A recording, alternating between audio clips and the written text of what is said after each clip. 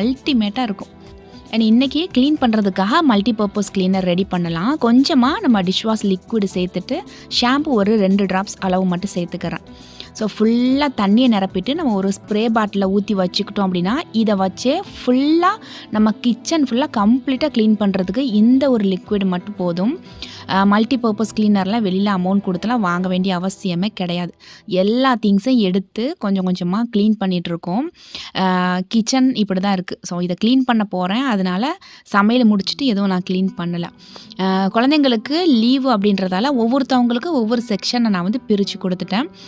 செல்ஃபை ஒருத்தவங்க அண்ட் ஃப்ரிட்ஜை ஒருத்தவங்க அந்த மாதிரி நான் பிரித்து கொடுத்துட்டேன். அதில் இருக்கக்கூடிய திங்ஸை எல்லாத்தையுமே எடுத்துகிட்டு நம்ம ரெடி பண்ணி வச்சு அந்த லிக்விடு நல்லா ஸ்ப்ரே பண்ணிவிட்டு தொடச்சிட்டு எல்லா திங்ஸையுமே வச்சிடலாம்.